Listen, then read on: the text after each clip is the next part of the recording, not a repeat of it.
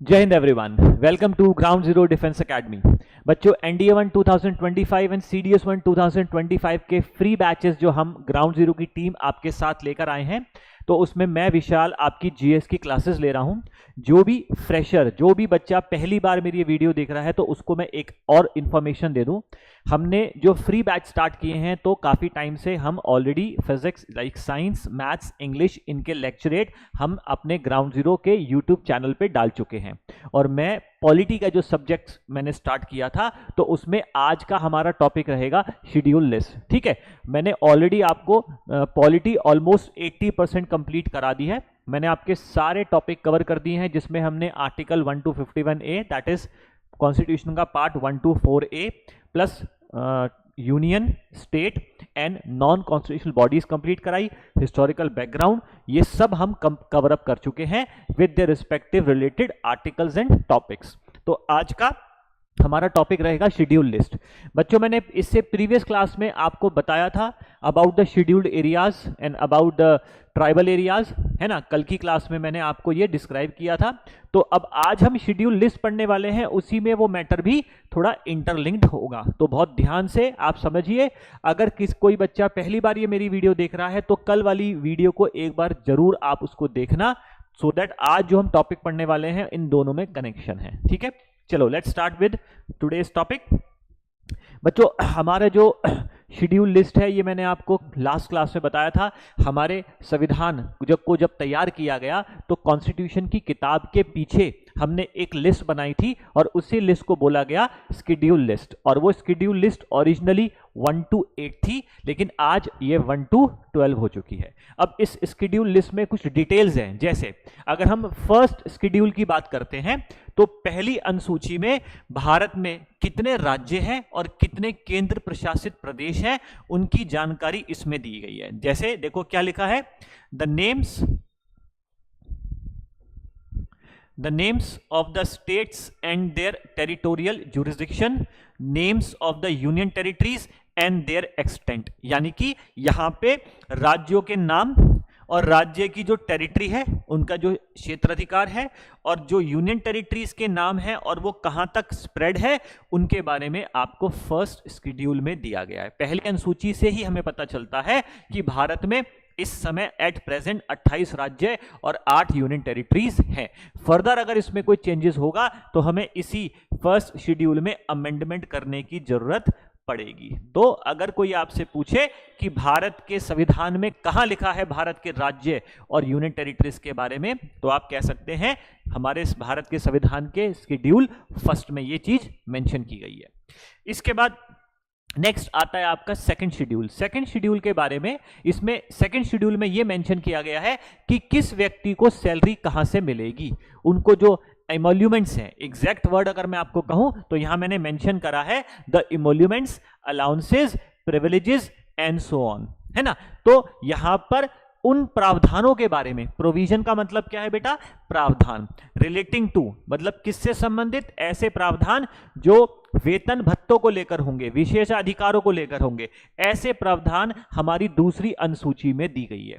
इस दूसरी अनुसूची में हमने किसको इंक्लूड किया है, तो यहां मैंने डिटेल में मेंशन भी किया है, प्रेसिडेंट, भारत के राष्ट्रपति के इमोल्यूमेंट्स कहां से जाएंगे, गवर्नर ऑफ स्टेट, राज्यों में जो राज्यपाल होते हैं, जो स्पीकर और डिप्टी स्पीकर होते हैं लोकसभा के, लोकसभा में डिप्टी स्पीकर और स्पीकर, ऐसे ही राज्यसभा के चेयरमैन और डिप्टी चेयरमैन, इन सब के इमोल्यूमेंट्स वगैरह कहां से जाएंगे, उसके बारे में यहां सेकंड शेड्यूल में मेंशन है। इसके अलावा भी कोई और है जिसके बारे में यहां मेंशन है? जी हां, इसके अलावा हमारे पास है the speaker and deputy speaker even of the legislative assembly, यानी कि राज्यों में जो विधान मंडल है, विधानसभा होती है, तो उनके स्पीकर और डिप्टी स्पीकर की इमोल्यूमेंट्स के बारे में भी यहां मेंशन है। लाइकवाइज लेजिस्लेटिव काउंसिल, जिन राज्यों में विधान परिषद मौजूद है, जो कि 6 राज्यों में है, तो उनके चेयरमैन और डिप्टी चेयरमैन के इमोल्यूमेंट्स के बारे में भी यहां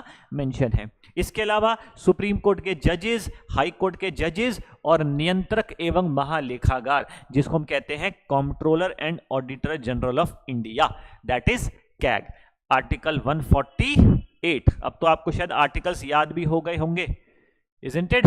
लेजिस्लेटिव काउंसिल 169, असेंबली 168। ठीक है, तो दिस इज अबाउट।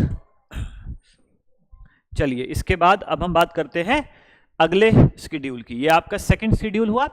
जो थर्ड शेड्यूल है, थर्ड शेड्यूल हमें बताता है फॉर्म्स ऑफ ओथ और एफर्मेशंस। अब देखो यहां पर तीसरी अनुसूची में यह मेंशन है कि किस व्यक्ति को कौन शपथ दिलाएगा और वो शपथ में क्या बोलेगा। जैसे अगर कोई आपसे पूछ ले कि जो राष्ट्रपति है वो राष्ट्रपति को शपथ, भारत में जो भारत का राष्ट्रपति है उसे शपथ कौन दिलाता है, तो आप कहते हैं सर सीजेआई, हमने पढ़ा है।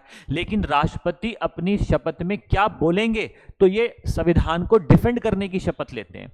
वहीं पर कोई एमपी कोई शपथ जब लेता है तो उसको शपथ दिलाते हैं राष्ट्रपति, तो एमपी अपनी शपथ में अपने पद की गोपनीयता की शपथ लेता है। तो वो अपने रिस्पेक्टिव ओथ या एफर्मेशंस में, ओथ आस्तिक लोगों के लिए, एफर्मेशंस नास्तिक लोगों के लिए, मींस जो भगवान पर विश्वास करते हैं उनके लिए शपथ, जो विश्वास नहीं करते वो एफर्मेशंस। तो वो अपनी ओथ और एफर्मेशंस में क्या बोलते हैं और कौन शपथ दिलाता है उसके बारे में ही यहां मेंशन है। और यहां पर कौन कौन से हैं, यूनियन मिनिस्टर, केंद्रीय मंत्री, फिर the candidates for election to the parliament, यानी कि जो एमपी, जो कैंडिडेट्स इलेक्शन के लिए होंगे पार्लियामेंट के, है ना, यानी कि एमपीस की बात कर रहा है, मेंबर ऑफ पार्लियामेंट, द जजेस ऑफ द सुप्रीम कोर्ट, यानी कि सुप्रीम कोर्ट के जो जजेस होंगे उनकी बात कर रहे हैं। इसके अलावा देख लेते हैं कैग को जो शपथ राष्ट्रपति दिलाते हैं तो वो अपनी शपथ में क्या बोलते हैं। जो स्टेट मिनिस्टर्स होते हैं, जो कैंडिडेट होते हैं स्टेट लेजिस्लेचर के, यानी कि राज्य विधान मंडल के इलेक्शन के लिए जो कैंडिडेट्स खड़े होते हैं वो क्या बोलेंगे, the members of the state legislature and the जजेस ऑफ हाई कोर्ट। तो ये 9 पॉइंट्स हमारे इस शेड्यूल 3 में मेंशन है। तो आप अगर दोबारा मैं आपको रिकॉल करा दूं, हमने पहली अनुसूची में क्या पढ़ा था, भारत में जितने भी राज्य हैं और जितने भी यूनियन टेरिटरीज हैं उनकी डिटेल दी गई है उनके नाम के साथ।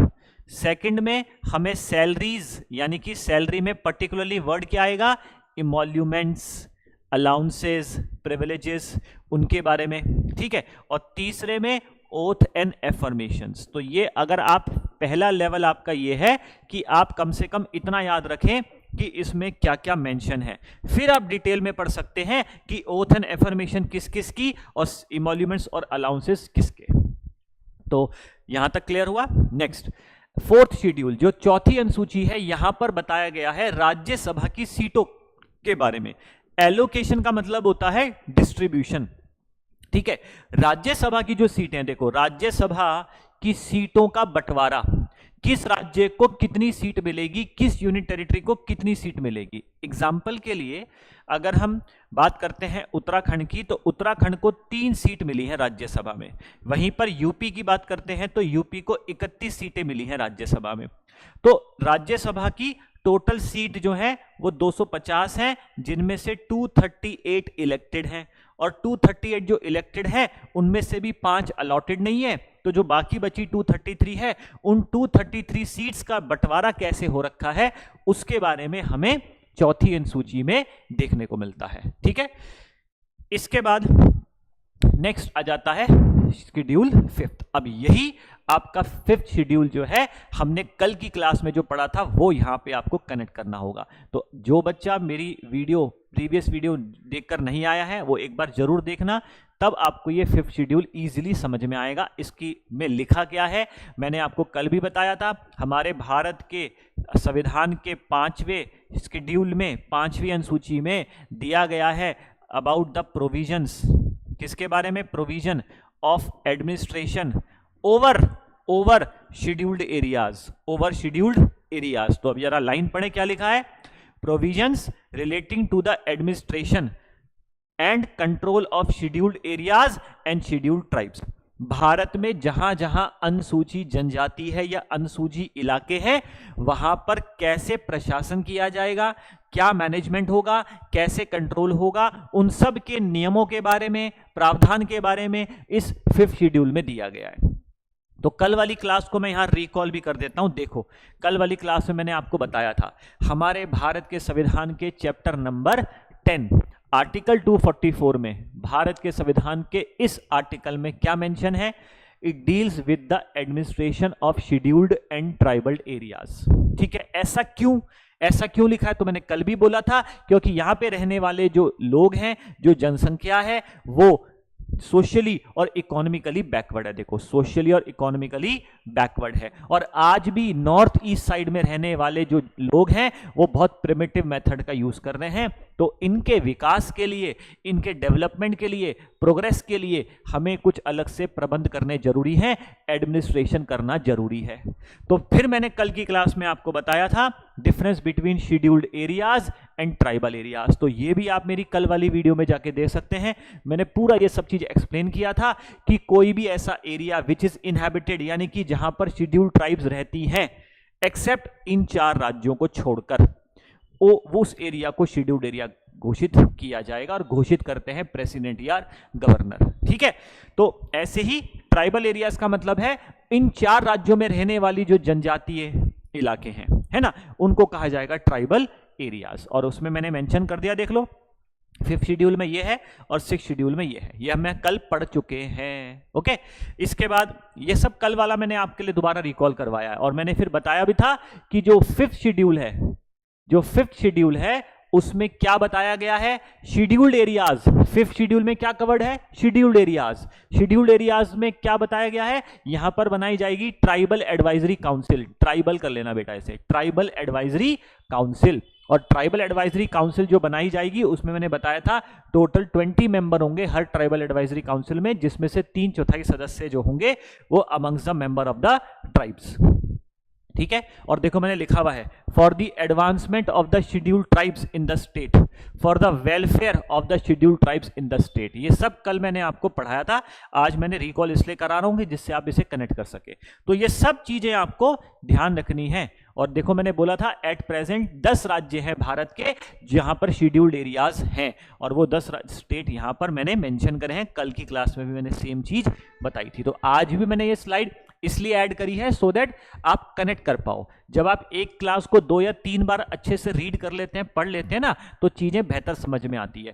पहली बार में हमेशा ऐसा होगा 30-40% सिलेबस जो है, 30-40% जो क्लास में टीचर पढ़ाता है वो बच्चा भूल जाता है, बच्चा कनेक्ट नहीं कर पाता। जब इसीलिए आपको उस वीडियो को दोबारा जब आप देखोगे तो आपका वो 30-40% का जो स्क्रैप गया था वो भी कवर अप हो जाएगा। ठीक है, चलो नेक्स्ट, अब हम बात करते हैं डिस्ट्रिक्ट एंड रीजनल काउंसिल। तो ध्यान रखो, ये मैंने आपको क्या बताया था, ये 6th शेड्यूल को लेकर है। किसको लेकर है बेटा? 6th शेड्यूल को लेकर है। कैसे? तो जरा यहां देख लेते हैं।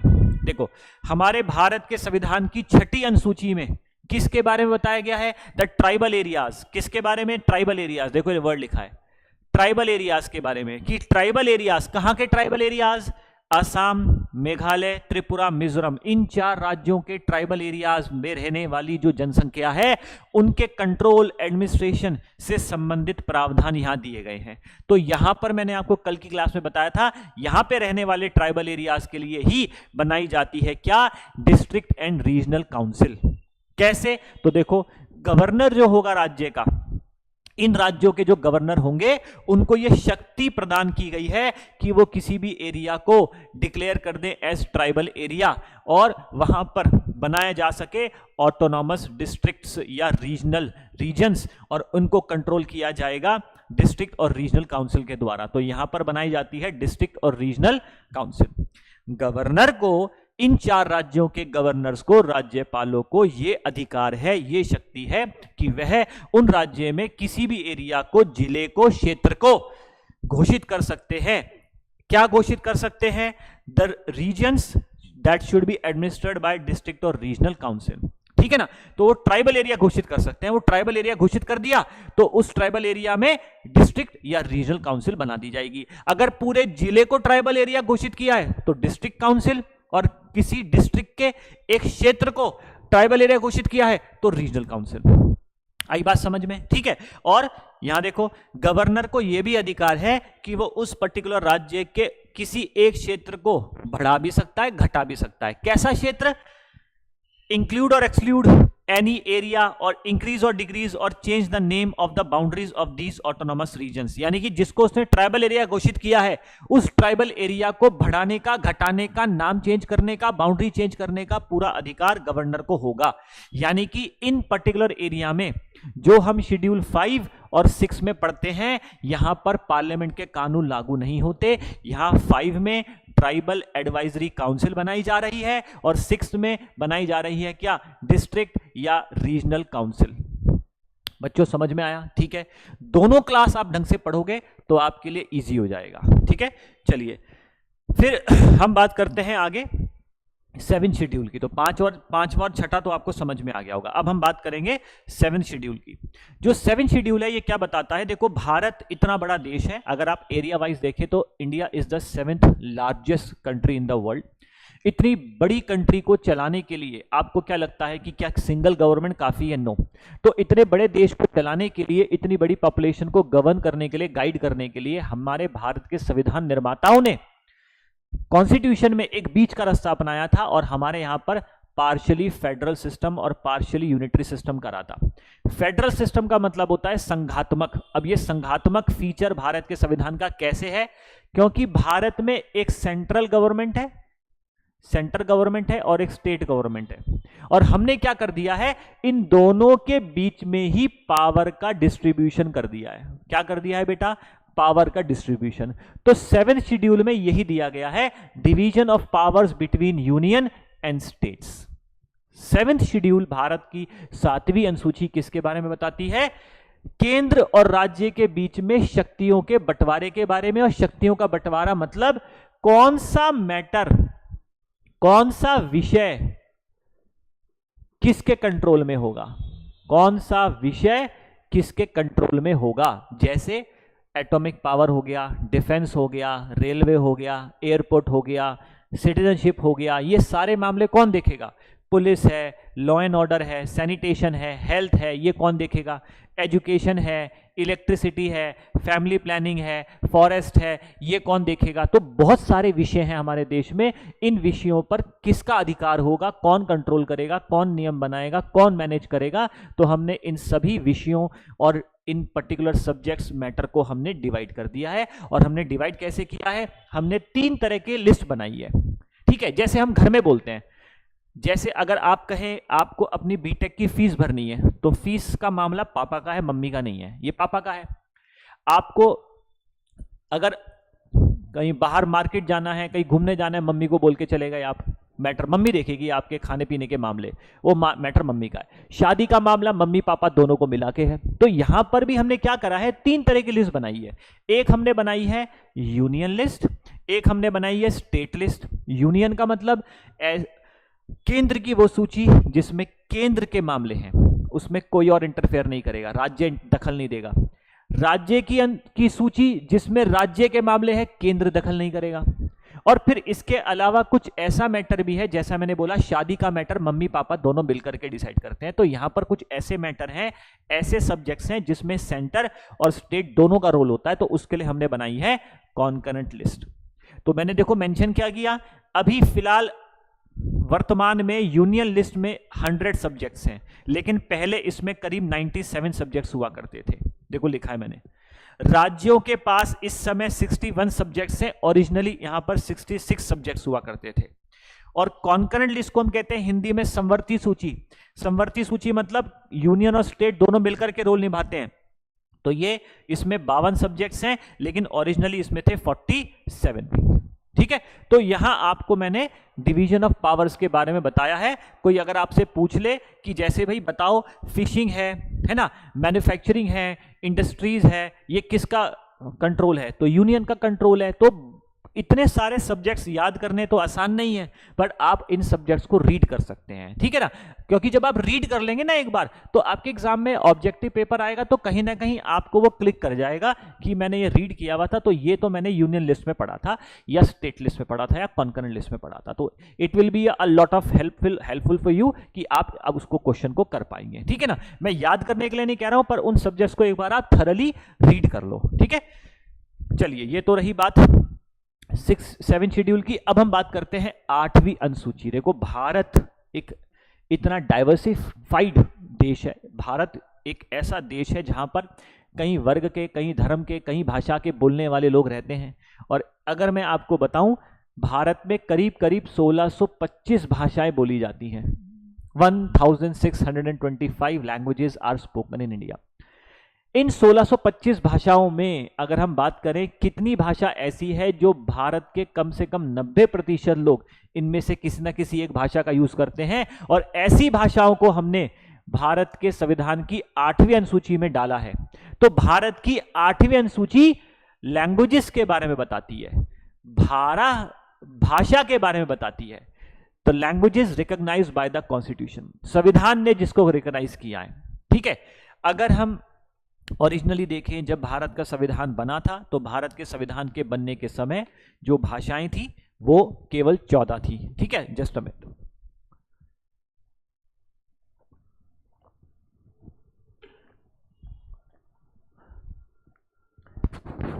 तो बेटा, भारत का संविधान जब बना तो हमारे यहां भाषाएं केवल, जो संविधान की 8वीं अनुसूची में थी वो केवल 14 भाषा थी। पर समय के साथ साथ हमने इसमें और भाषाएं जोड़ी। जैसे यहां लिख देता हूं मैं, 14 आपकी भाषा थी, इसमें फिर एक भाषा हमने जोड़ी, सिंधी।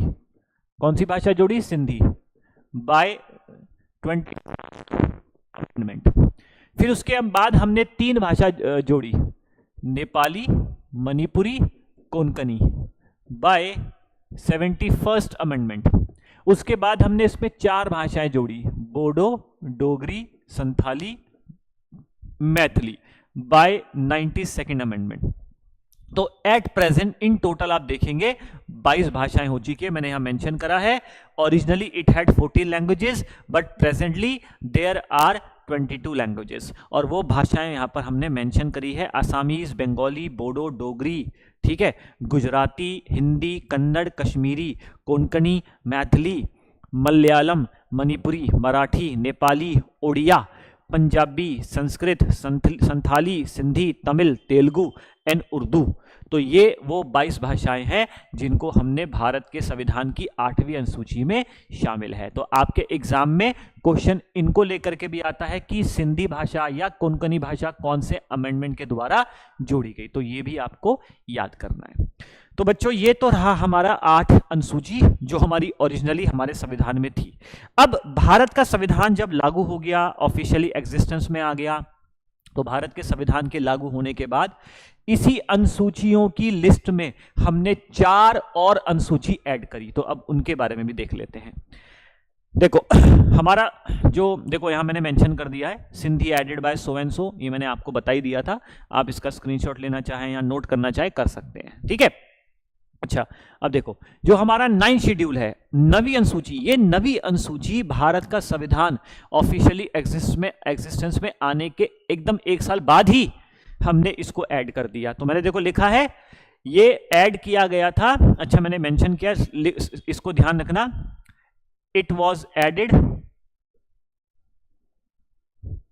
Bye first amendment. ये पहले ही भारत के संविधान का सबसे पहला संशोधन, ध्यान रखना, भारत का संविधान बने में बहुत ज्यादा साल नहीं हुए हैं, मात्र 70-75 सालों में भारत का संविधान बने हुए मात्र 70-75 साल हुए हैं। तो इन 70-70 ईयर्स में भारत के संविधान में हमने 108 बार संशोधन कर दिया है। वहीं पर आप अमेरिका का कॉन्स्टिट्यूशन पढ़े तो मुश्किल से हार्डली उसको उसमें संशोधन केवल 27 बार हुए हैं। ठीक है, तो हमने भारत के संविधान में अपना सबसे पहला अमेंडमेंट करा था, फर्स्ट अमेंडमेंट 1951, और उसी अमेंडमेंट के द्वारा हमने भारत के संविधान में 9th शेड्यूल ऐड किया, जो किसके बारे में बताता है। यहां पर आप इसको थोड़ा एक्सप्लेन में आपको मुझे करना पड़ेगा, ध्यान से सुनिएगा। भारत में जमींदारी सिस्टम चलता था, देखो मैंने यहां कहीं लिखा होगा, देखो ये रहा, भारत में जमींदारी सिस्टम हुआ करता था अंग्रेजों के टाइम पीरियड से। तो जब अंग्रेज चले गए तो इस जमींदारी सिस्टम को खत्म करना जरूरी था, बिकॉज भारत में अगर जमींदारी सिस्टम चलता तो बहुत ज्यादा इनइक्वालिटी हो जाती। समाज में समानता लाने के लिए सरकार की जिम्मेदारी है। तो समानता कैसे आएगी कि किसी एक व्यक्ति पे तो 500-500 एकड़ की जमीन है और बहुत सारी ऐसी जनसंख्या समुदाय है जो लैंडलेस लेबर्स हैं। तो ऐसे में इस इनइक्वालिटी को खत्म करने के लिए जमींदारी सिस्टम को खत्म करना था। तो भूमि सुधार भूमि कानूनों में सुधार लाने की जरूरत थी, ध्यान रखना, भूमि कानून लिख देता हूं, लैंड लॉज में रिफॉर्म्स लाने की जरूरत थी, रिफॉर्म्स की नीड थी। तो इसी नीड को पूरा करने के लिए सरकार के द्वारा कुछ अमेंडमेंट किए गए, कुछ कानून बनाए गए, और उसी कानूनों के अंतर्गत जो कानून, अधिनियम, रेगुलेशंस बने, तो द एक्ट्स एंड रेगुलेशंस है ना, done by the state legislature dealing with the land reforms and abolition of zamindari system and of the parliament dealing with other matters। क्या मतलब है, संसद के द्वारा और राज्यों की विधायिका के द्वारा जो कानून बनाए गए, रेगुलेशंस बनाए गए, अधिनियम बनाए गए, किसको लेकर, जमींदारी सिस्टम को खत्म करने को लेकर और भूमि कानूनों में सुधार लाने को लेकर के, वो सारे एक्ट्स यहां दिए गए हैं। ठीक है, कि अगर मानो सरकार कोई भूमि अधिग्रहण करती है तो उसका क्या मुआवजा देगी, कब देगी, कैसे देगी, भूमि कॉमर्शियल है या फिर एग्रीकल्चर है, रेसिडेंशियल है, बहुत सारे मैटर्स हो सकते हैं। ठीक है, तो यहां आपको आई थिंक सो समझ में आ रहा होगा। देखो यहां लिखा है, this schedule was added by first amendment to protect the laws included in it from judicial scrutiny on the grounds of violation of fundamental rights. ठीक है, however in 2007 the Supreme Court ruled that the laws included in this schedule after April इतना are now open to judicial review. अब इसका मतलब क्या है, ध्यान से सुनना, थोड़ा सा टिपिकल हो सकता है आपको लगे, बट ईजी है, घबराइए, मैं बता दूंगा। देखो क्या है, 1951 में लैंड लॉज में रिफॉर्म्स करने के लिए 9 शेड्यूल को ऐड किया गया, और उसमें सरकार ने क्या करा, एक ये प्रावधान इसमें डाला, एक ये क्लॉज डाला कि अगर पार्लियामेंट या राज्य की विधानमंडल कोई कानून बनाती है भूमि से जुड़ा हुआ और उसको अगर 9th शेड्यूल में डाल देती है तो 9 शेड्यूल के ऊपर आर्टिकल 13 काम नहीं करेगा। और आप सब जानते हैं आर्टिकल 13 क्या है, जुडिशियल रिव्यू। यानी कि अगर सरकार आपकी संपत्ति के अधिग्रहण को लेकर के कोई कानून बनाती है और उस कानून को 9 शेड्यूल में डाल देती है तो आप आर्टिकल 13 के अंतर्गत उसका जुडिशियल रिव्यू नहीं करा सकते, यानी कि सुप्रीम कोर्ट उसका जुडिशियल रिव्यू नहीं कर सकती। तो मैंने मेंशन किया है टू प्रोटेक्ट द लॉज, तो इसको प्रोटेक्ट करने के लिए इंक्लूडेड इन इट, ठीक है, फ्रॉम जुडिशियल स्क्रूटिनी, यानी कि इस पर्टिकुलर लॉ को जुडिशियल स्क्रूटिनी से प्रोटेक्ट करने के लिए ही on the grounds of violation of fundamental rights ये ऐसा किया गया। ठीक है, यानी कि इस 9 शेड्यूल को बनाने का मकसद क्या था कि सरकार कोई कानून बनाए और फंडामेंटल राइट्स के वॉलेशन, भाई ऑब्वियस ही बात है, राइट टू प्रॉपर्टी उस समय मौलिक अधिकार हुआ करता था और सरकार आपसे आपकी संपत्ति ले रही है, आपकी जमीन ले रही है, तो फंडामेंटल राइट का वॉलेशन हो रहा है, तो फिर जुडिशियल स्क्रूटनी से बचने के लिए ये 9 शेड्यूल को बनाया गया, क्योंकि 9 शेड्यूल में लिख दिया गया था इस पर जुडिशियल रिव्यू काम नहीं करेगा। हालांकि 2007 में देखो लिखा है, हाउएवर 2007 में now supreme court has clearly defined कि भैया 1973 के बाद के जितने भी कानून शेड्यूल 9 में जाएंगे उस पर जुडिशियल रिव्यू होगा। क्लियर है, आगे बात समझ में। तो ये जो आपका 9 शेड्यूल है ना, आप ऐसे समझो इसमें मोर देन 300 आपके एक्ट्स हैं, मोर देन 300 एक्ट्स हैं। ठीक है, तो बड़ा कॉम्प्लिकेटेड सा है, आप सिर्फ इतना ध्यान रखें 9 schedule is related to land laws reforms, land reforms को लेके भूमि कानूनों में सुधार लाने से संबंधित यहां पर कुछ अधिनियम दिए गए हैं।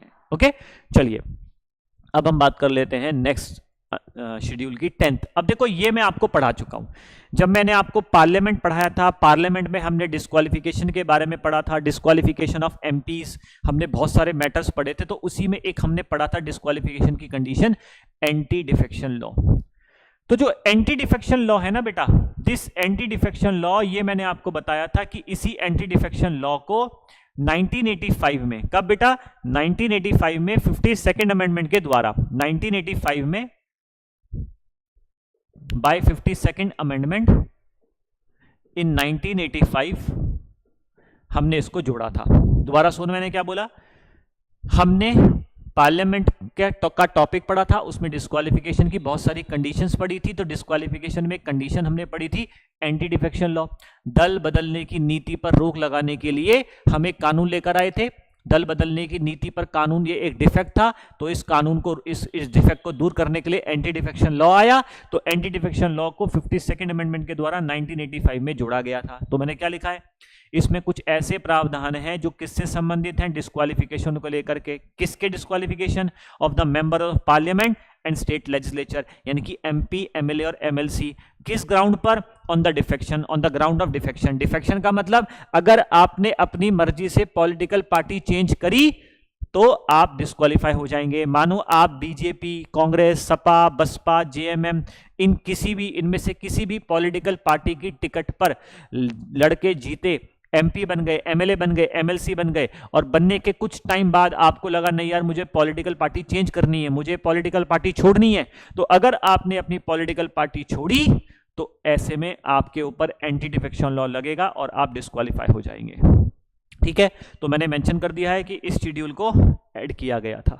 ठीक है, तो फिलहाल बेटा आप ध्यान रखें, जो आपका ये 10th शेड्यूल है यहां तक मैंने आपको क्लियर कर दिया है। अभी 2 शेड्यूल और बचे हैं। देखो, एक 11th है और एक 12th है, पर ये 11th और 12th सब्जेक्ट ना, इसके लिए मुझे एक अलग से लेक्चर बनाना पड़ेगा, एक अलग से इस पे मुझे क्लास लेनी पड़ेगी, बिकॉज जो 11th और 12th शेड्यूल है काफी बड़े हैं। देखो, काफी सारा मैटर है इसमें मुझे बताने का। देखो, ये सब 11th शेड्यूल चल रहा है, देख रहे हो, ये सब 11th शेड्यूल है, ये सब 11th शेड्यूल है। इसके बाद आपका इसके बाद आपका अब आएगा आपका, देखो यहां से अब आएगा 12th शेड्यूल। तो कम से कम 7-8 पेज तो 11th शेड्यूल के हैं, और 12th शेड्यूल में हमने फिर से पढ़ना है बहुत सारी चीजें। ये देखो, ये सारी 12th शेड्यूल का मैटर है। ठीक है, तो ये जो 11th और 12th शेड्यूल है ये मैं आपको नेक्स्ट क्लास में पढ़ाऊंगा। ये किसको लेकर है, आपके मन में थोड़ी सी क्यूरियोसिटी होगी तो मैं यहां क्लियर कर देता हूं, थोड़ा सा आपको मैं बता देता हूं। देखो, भारत में जो लोकल सेल्फ गवर्नमेंट है, लोकल सेल्फ गवर्नमेंट को लेकर के बहुत ज्यादा ठोस कदम उठाए नहीं गए सरकार के द्वारा बहुत लंबे समय तक। इनफैक्ट संविधान में भी केवल आर्टिकल 40 में मेंशन कर दिया गया था कि स्टेट गवर्नमेंट जो है ये उसकी ड्यूटी है कि वह हर गांव में ग्राम पंचायत बनाए। कब तक बनाए और कैसे बनाए इसके बारे में कुछ भी डिफाइन नहीं था। तो लोकल सेल्फ गवर्नमेंट को एक कॉन्स्टिट्यूशनल स्टेटस दिया गया। उसके लिए हमने क्या करा, हमने 1992 में 73rd और 74th अमेंडमेंट के द्वारा 11th और 12th शेड्यूल जोड़ा। ठीक है, तो ये 11th और 12th शेड्यूल जो है किसके बारे में है, रूरल एरिया में और अर्बन एरिया में ये लोकल सेल्फ गवर्नमेंट की बात करता है। किसकी बात करता है बेटा, लोकल सेल्फ गवर्नमेंट। और लोकल सेल्फ गवर्नमेंट का मतलब क्या हुआ, जो आज की डेट में हम ग्राम पंचायत या फिर पंचायत समिति या जिला पंचायत या फिर नगर पंचायत, नगर परिषद या फिर नगर पालिका, नगर निगम पढ़ते हैं, तो ये सब है हमारी लोकल सेल्फ गवर्नमेंट।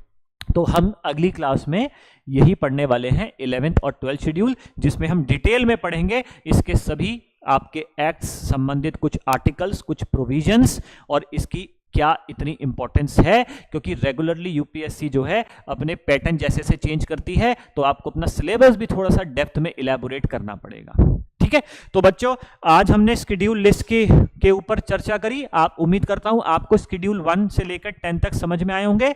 आप थोड़ा सा और वेट कीजिए, कल की क्लास में हम शेड्यूल 11 और 12 अच्छे से कंप्लीट करेंगे और यहां आपका जो है शेड्यूल लिस्ट का टॉपिक फिर कल खत्म हो जाएगा। ठीक है, कल आपसे फिर मुलाकात होती है। टिल देन, जय हिंद एवरीवन।